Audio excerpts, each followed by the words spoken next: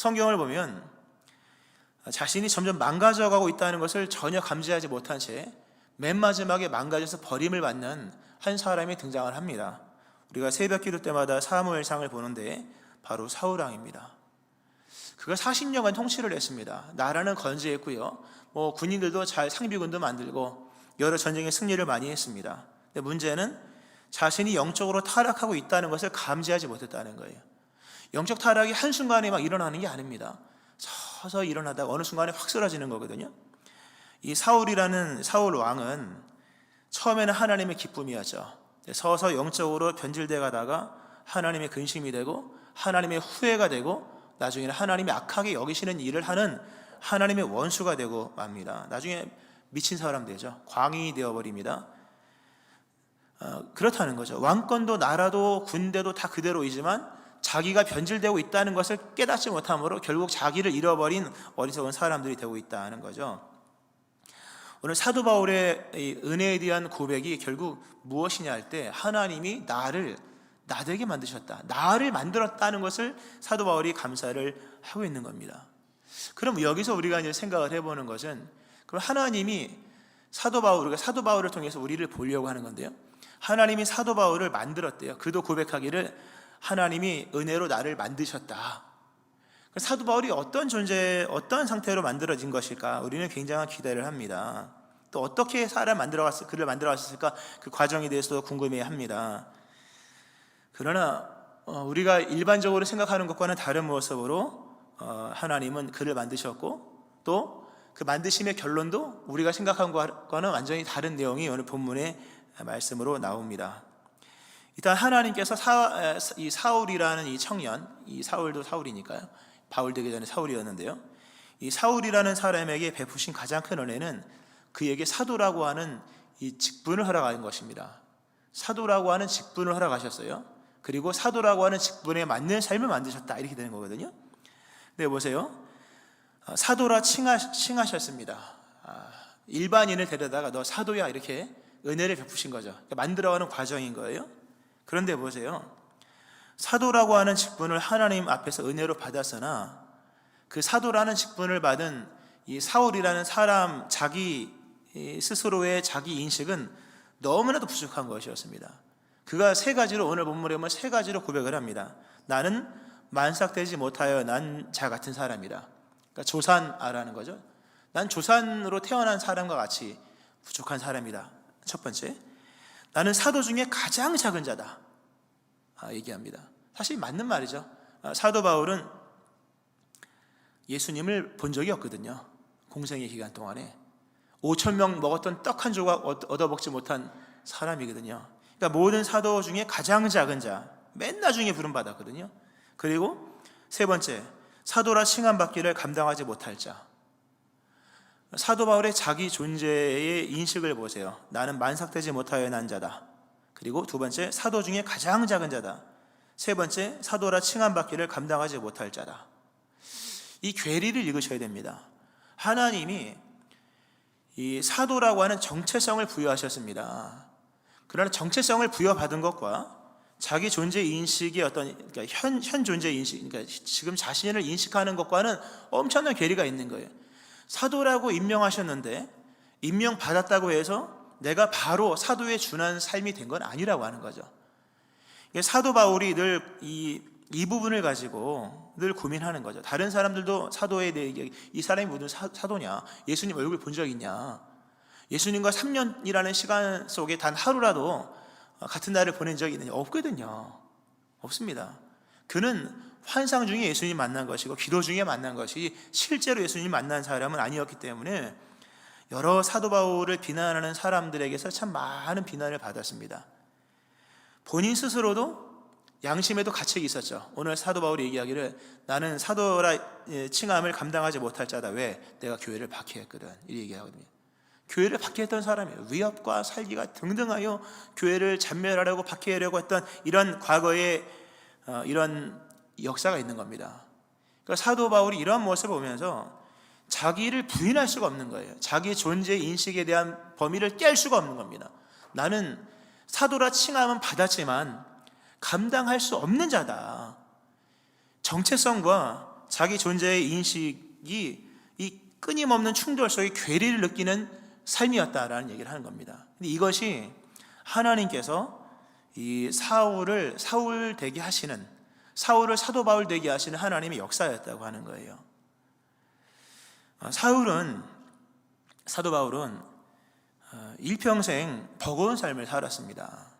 일평생 버거운 삶을 살았다는 이 세 가지 이유로 만삭되지 못하여 난 자 같은 것이고, 그리고 가장 작은 사도 중에 가장 작은 자이며 사도라 칭함받기를 자기가 봐서도 감당할 수 없을 만큼의 초라한 모습인 거예요. 사도 바울은 이로 인해서 여럿도 물론 힘이 없도록 심한 고난조차도 버거웠으나 어쨌든 사도 바울이 하나님의 은혜를 받고 난 이후에 그에게 시작된 삶은 버거운 삶이었다 하는 겁니다. 이게 오늘 중요한 키워드입니다. 중요한 단어입니다.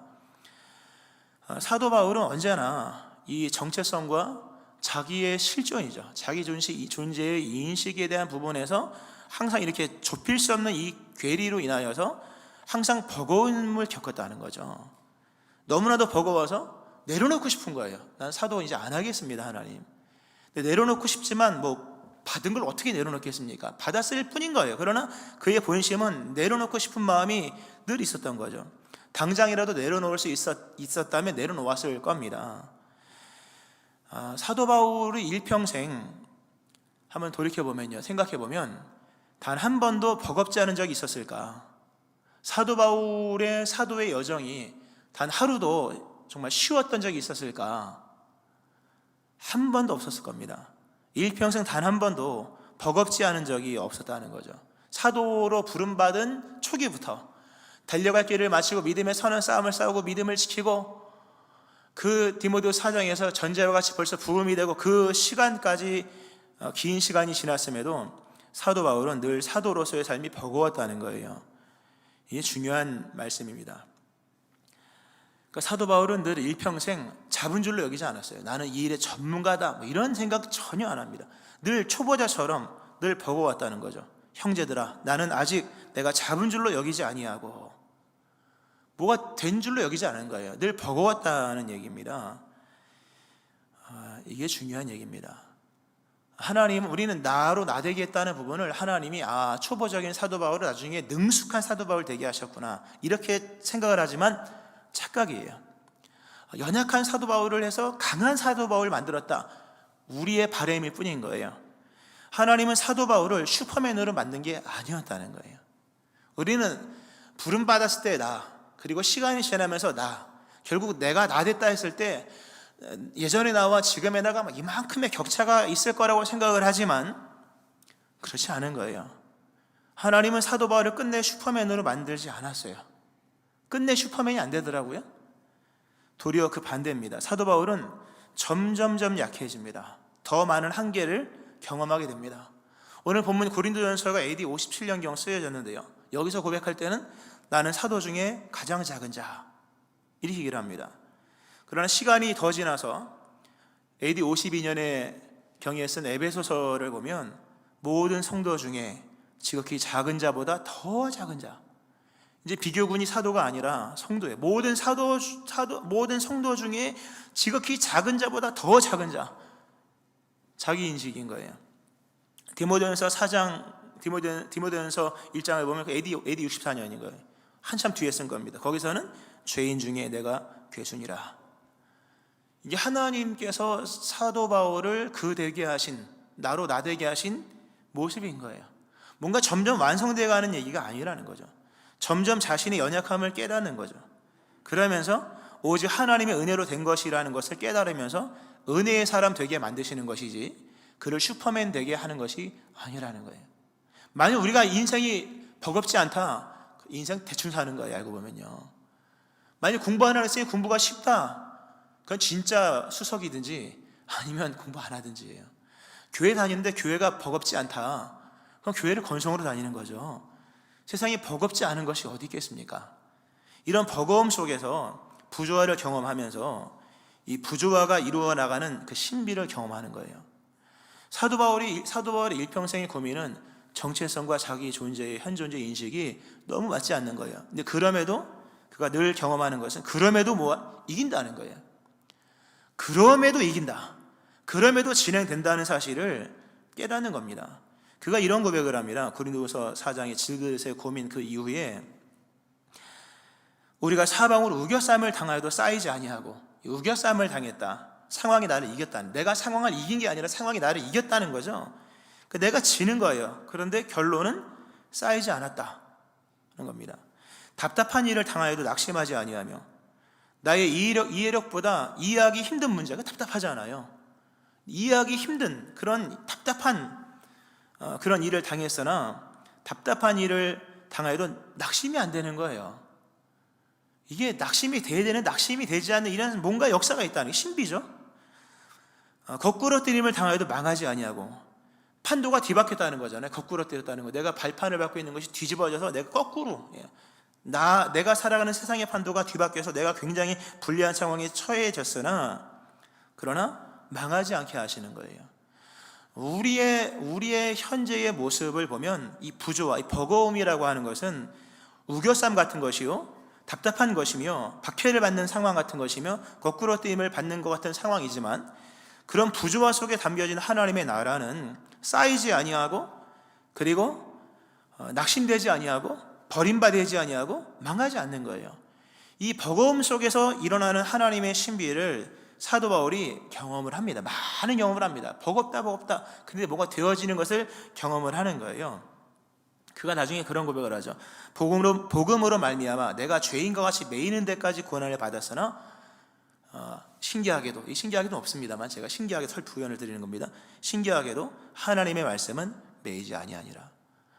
나의 연약함으로 내가 참 많은 고난도 겪고, 남이 내게 제시한 고난이 아니라 스스로 느껴지는 그런 버거움이 있었으나, 놀라운 것은 하나님의 말씀은 매이지 않았다. 사도 바울이 그런 고백도 하죠. 내가 당한 일이 도리어 복음의 전파의 진전이 된 줄을 너희가 알기를 원한다. 복음의 진보가 됐다는 거예요. 역설인 거죠. 우리 인생의 이런 부조와 역사가 여러분 참 많습니다. 이 버거움의 부조화죠. 결혼을 했는데 너무 힘든 거예요. 자식을 낳는데 너무 힘든 거예요. 교회 직분을 바꿔봤더니 이런 줄 몰랐는 거예요. 부르심에 응하여 서원하는 길을 가는데 힘든 거예요. 그것은 우리로 하여금 궁극에는 하나님을 보게 하시기 위함인 거예요. 이 부조화를 통해서 하나님은 우리의 실체를 보게 하십니다. 사도 바울의 인생을 가만히 돌아보면요, 사도 바울이 하나님의 은혜를 가장 크게 깨달았을 때, 은혜를, 가장 큰 은혜를 받았다는 것도 중요하지만, 은혜는 깨달은 만큼 아는 거지 받은 만큼 아는 건 아니잖아요. 그러니까 은혜는 인식되기 전까지는 은혜가 아닌 거예요. 아무리 많은 은혜를 많이 받아도 멸망하는 짐승처럼 깨닫지 못하면 짐승에 불과한 거잖아요. 사도 바울이 은혜를 가장 크게 깨달았다는 순간이 어느 때인가 하면, 하나님과 자기가 진짜 안 맞는다는 것, 진짜 부조화가 너무 심해서 도망치고 싶은 상황에서 주를 만났을 때, 그때가 사도 바울이 은혜를 가장 크게 깨닫는 시간이었다 하는 거죠. 오늘 본문에 사도 바울이 그러잖아요. 맨 나중에 만삭되지 못하여 난 자 같은 내게도 보이셨다. 주님이 내게 나타나셨다는 거예요. 그래서 믿음이 시작된 것인데, 우리가 예수님을 만나는 것도 이렇게 기도하다 만나면 참 얼마나 은혜롭습니까? 그런데 사도 바울은 위협과 살기가 등등하여서 다메섹에 예수 믿는 사람들을 잡아 죽이려고 그런 칼날을 들고 가는 그 상황에서 주님을 만난 거예요. 이거 얼마나 창피하겠습니까? 성경은 꼬꾸라집니다. 아마 본인이 숨었는지도 몰라요, 진짜. 너무 창피한 거예요. 예수 믿는 사람 죽이려고 가다가 거기서 은혜의 주님 만났으니까 세상에 이처럼 부끄러운 게 없는 거예요. 그가 거기서 깨달은 게 뭡니까? 거기서 은혜를 경험한 거예요. 은혜를 깨달은 거죠. 부조화 중에서, 그것도 최악의 부조화의 자리에서 어떤 자신을 깨달으면서 이렇게 맞지 않은 나에게, 심지어 이렇게 원수된 나에게 하나님이 찾아오신 것을 보면서 진짜로 하나님은 나를 사랑하시는구나, 이걸 깨닫는 거예요. 그 나중에 로마서 5장에서 하나님의 사랑의 확증의 시기를 얘기하잖아요. 우리가 연약할 때, 우리가 죄인 되었을 때, 원수 되었을 때, 내가 하나님과 원수된 그 등진 상황 속에서 우리는 실상 그 정도 가야만 뭡니까? 하나님의 사랑의 확증을 깨닫는 거예요. 그러니까 우리 인생의 이런 버거운 나날들은 결국 하나님의 은혜의 위대함을 깨닫게 해주는 역설인 거예요, 역설. 그러니까 사도 바울은 그런 일들을 경험하면서 이 하나님의 어떤 역사의 결론을 경험할 때마다 이것은 내가 한 것이 아니라는 것을 철저하게 인정합니다. 에베소 2장에서 그가 얘기를 하죠. 너희는 그 은혜에 의하여 믿음으로 말미암아 구원을 받았으니 이것은 너희에게서 난 것이 아니요 하나님의 선물이라. 행위에서 난 것이 아니니 이는 누구든지 자랑하지 못하게 하려 함이라. 구원 받았죠. 우린 구원이 아니라 교회 다니는 것도 버겁지 않아요. 근데 구원이 이루어졌다는 것은 뭡니까? 이렇게 버거운 믿음의 결론인 구원이 이미 우리에게 주어졌다고 하는 것은 행위에서 난 것이 아닌 거예요. 이 부조화 속에서 은혜의 참된 어떤 역사를 경험하는 거예요. 올 한 해 아마 버거운 삶을 사신 분들 많을 겁니다. 죄송하지만 내년에도 버거울 수도 있어요. 버거운 게 정상이에요. 어느 인생의 한 날이든 버겁지 않은 날이 있었습니까, 여러분? 그러나 그것이 사도 바울에게 베푸신 하나님의 은혜요, 그것이 사도 바울 되게 하신 하나님의 섭리였다면 한 해를 돌아보면서 버거웠던 모든 날들은 오늘 나로 나되게 하신 하나님의 은혜였다는 사실입니다. 믿고 깨닫기를 축원합니다. 하나만 더 말씀을 전하고 말씀을 마치는데요, 오늘 본문에 보면 사도 바울이 내게 주신 그의 은혜가 헛되지 아니하여 내가 모든 사도보다 더 많이 수고하였으나 라는 말씀이 10절에 나오죠. 참 우리의 상식을 뒤엎는 말씀입니다. 내게 주신 그의 은혜가 헛되지 아니했다. 내게 주신 그의 은혜가 공허하지 않았다. 은혜가 그대로 나에게 100%가 온 거예요. 하나님의 은혜는 여러분에게 100% 언제나 그대로 가죠. 우리에게 그대로 왔다는 얘기입니다. 은혜를 제대로 받은 거예요. 근데 은혜를 제대로 받아서 결과가 어떻게 되냐 할 때 그의 은혜가 헛되지 아니하여, 내게 주신 그의 은혜가 헛되지 아니하여 내가 모든 사도보다 더 많이 수고하였다. 이렇게 나옵니다. 은혜를 제대로, 그러니까 은혜가 제대로 임하면, 은혜는 우리가 막 받고 못 받고 이런 얘기가 아니니까요. 일단 주체가 하나님이시니까 은혜가 제대로 임하면 그 은혜는 우리를 더 많은 수고의 자리로 이끈다는 사실입니다. 은혜가 제대로 임하면, 또 은혜를 제대로 받으면 그 은혜는 우리를 수고의 자리로 만들어 간다는 거예요. 사도 바울 지금 말씀하죠. 내게 주신 그의 은혜가 헛되지 아니하여 모든 사도보다 더 많이 수고했대요. 우리 이걸 이렇게 읽고 싶어 하죠. 은혜가 잘못 임해서 내가 생고생했다. 그렇게 읽고 싶어 하는 구절이지만 은혜가 제대로 임했기 때문에 뭐 하게 되었다? 수고하게 되었다. 라는 얘기를 말씀을 하고 있는 것입니다. 우리가 사는 이 시대는 수고를 부당한 것으로 여기는 시대입니다. 뭘 수고하면 큰일 나는 줄 알고 있는 거예요. 수고를 부당한 것으로 여기고 할 수만 있다면 수고하지 않고 편안하게 사는 것은 인생의 성공인 줄로 알고 있는 거예요. 세상의 논리일 뿐입니다. 성경은 반대입니다. 오늘 본문이 말씀하고 있는 이 반대로 말씀하는 이 말씀을 주의 있게 보아야 됩니다. 사도 바울이 고백하는 은혜는 내게 주신 그의 은혜가 헛되지 아니하여서 내가 모든 사도보다 더 많이 수고하게 되었다. 이걸 은혜로 여겼다고 하는 거예요. 더 많이 얻은 자가 은혜 받은 자가 아닙니다, 여러분. 더 많이 얻은 자가 은혜 받은 자가 아니라 더 많이 수고한 자가 은혜 받은 자입니다. 우리의 신앙 상식과는 완전히 다르죠. 일반적으로 우리는 그러죠. 다른 사람보다 덜 수고해야 그게 은혜인 줄 알고 있는 거예요. 내가 모든 사도보다 적게 일했다. 할렐루야. 이게 아니라는 거예요.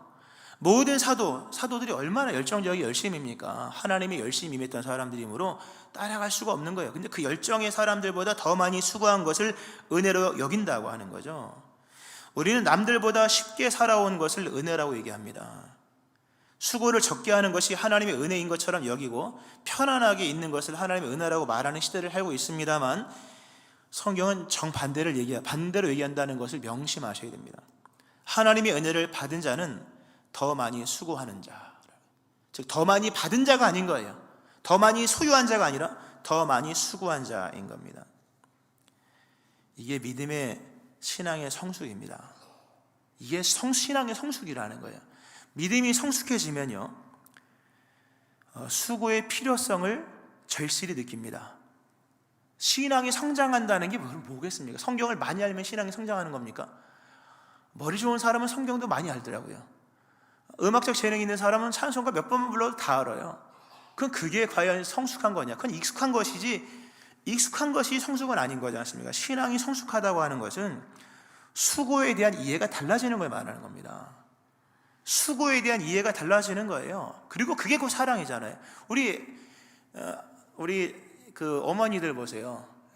결혼하기 전에는요, 뭐 설거지도 못하고 뭐 잘 못하잖아요. 근데 아기를 낳고 나서요, 달라지는 것은 한 가지예요. 수고에 대한 이해가 달라지는 거예요. 아기 막 업고 막 이만큼씩 들고 막 옛날 막 이고 다녔잖아요. 아이들 그 지저분한 기저귀를 막 손으로 만지잖아요. 또 그걸로 음식도 하고 이렇게 또 손으로. 수고에 대한 이해가 달라진다는 거죠. 이게 성숙이거든요. 믿음이 좋아진다고 하는 것은 수고에 대한 이해가 달라지는 거예요. 그리고 그것이 사랑이에요. 데살로니가서 1장에 보면요, 너희의 믿음의 역사, 믿음이 들어가면 움직이게 돼요. 믿음의 움직임이에요. 믿음의 움직임이 생겨지고 사랑의 수고가 생겨지는 거예요. 사람이 성숙해지면 수고에 대한 이해가 달라집니다. 그러므로 수고를 합니다. 이 수고라고 하는 원뜻은 열심히 일하다는 뜻과 지치다라는 뜻이 함께 포함된 내용입니다. 어느 정도로 수고하는, 지쳐 쓰러질 때까지 수고하는 거예요. 근데 그것이 불평이나 원망이나 불공정이나 뭐 이런 것으로 와닿는 것이 아니라 기쁨으로 와닿는 거예요. 근데 하나님은 수고에 대한 이해가 달라진 사람들, 그러므로 수고하기 힘을 쓰는 사람들을 통해서 하나님의 세계를 그 세계 속에서 펼쳐간다는 거예요, 여러분. 가정이 문제가 많은 가정이 있죠. 가정이 언제 회복됩니까? 남편과 아내가 가정에 대해 수고에 대한 필요성을 제대로 절감했을 때, 그때부터 회복이 되어지는 거예요. 언제 부모가 좋은 부모가 됩니까? 자녀에 대한 수고의 수고를 절감할 때, 절실히 느낄 때. 여러분, 교회가 언제 회복됩니까? 좋은 교회가 언제 좋은 교회가 될까요? 성도님들 마음속에 내가 교회를 위해 수고해야겠다는 마음이 생길 때부터예요. 이 마음 임하기를 축원합니다. 내가 교회를 위해 더 수고해야겠구나. 이게 좋은 교회예요. 이게 하나님이 우리를 만들어 가시는 과정이라는 거죠. 또 오늘 이 시대 이런 수고에 대한 절감을 전혀 느끼지 못하는 거예요. 수고를 나쁜 것으로 여기고 수고를 벗어나야 할 것으로 여긴다고 하는 거죠. 그러나 하나님의 은혜가 임하면 건성으로 살던 인생에 정성이 들어갑니다. 매사에 정성을 다하는 마음이 수고하는 마음이죠. 말씀했습니다. 더 많이 수고한 자가 은혜 많이 받은 자입니다. 올 한 해 수고 많이 하셨습니까? 정말 힘에 겹도록 수고하셨다면 복 많이 받은 겁니다. 거기에 하나님의 나라가 완성되어지는 거예요. 내년에도 하나님은 우리를 더 많은 수고의 자리로 이끌어 가실 것입니다. 근데 실상 이게요, 부연입니다만 이게 지금 고린도서 15장이잖아요. 부활장입니다. 부활의 신앙이 여러분 뭐 어떤 거라고, 부활의 신앙, 예수님 부활하셨다죠. 부활 신앙의 실천편이 뭐라고 생각하십니까? 그게 수고예요. 사도 바울, 우리 본문 부활장이잖아요. 일명 부활장인데요. 이 부활장의 결론이 뭐냐 할 때, 그러므로 수고하라 이거예요. 15장 맨 끝절에 보면 이렇게 나와요. 그러므로 내 사랑하는 형제들아, 견실하며 흔들리지 말며 항상 주의 일에 더욱 힘쓰는 자들이 되라. 이는 너희 수고가 주 안에서 헛되지 않은 줄 아니라. 참된 부활을 믿는 사람은 수고를 두려워하지 않아요. 왜? 그 수고는 헛되지 않기 때문에. 이 하나님이 우리를 만들어 가신다고 하는 거죠. 말씀 맺으면서요, 올 한 해 동안 너무 돈으로만 계산하지 마세요. 돈 많이 벌었다, 적게 벌었다, 그러면 진짜 이만큼 입이 나올 수도 있고요, 교만할 수도 있는 것이니까 올 한 해 동안 하나님이 무엇을 하셨을까? 하나님이 우리에게 하신 말씀이, 나는 올 한 해 동안 너를 만들어 갔다. 나는 올 한 해 동안 너를 완성시켜 갔다. 하나님, 그럼 뭘 만들었습니까? 내가 슈퍼맨도 안 됐고, 내가 여전히 버겁고, 여전히 수고도 엄청 많이 했습니다. 하나님 하신 말씀이 바로 그거다. 내가 너로 버겁게 했고, 내가 너로 수고하게 했다. 그러므로 비록 네가 유능한 사람이 된 것은 아니지만 네가 나를 의지하는 믿음의 사람이 되었으며, 네가 수고함으로 힘겨웠으나 그 수고를 통해서 보다 완성도 있는 하나님의 나라가 만들어지고 또 때에 따라 쌓여지고 있다는 말씀을 우리에게 하는 것이에요. 그리고 내가 그런 과정을 통해서 성숙하게 하시는 거예요. 그리고 그게 십자가입니다. 알고 보면 모든 것이 나와 함께 하신 하나님의 은혜입니다. 한 해를 돌아보면서 버리지 마세요. 통째로 접수하셔야 됩니다. 이 모든 것은 나를 나되게 하신 하나님의 크신 은총입니다. 이 은혜에 감사하게 깨닫고 영광 돌리는 여러분 되어지기를 주의 이름으로 축원합니다.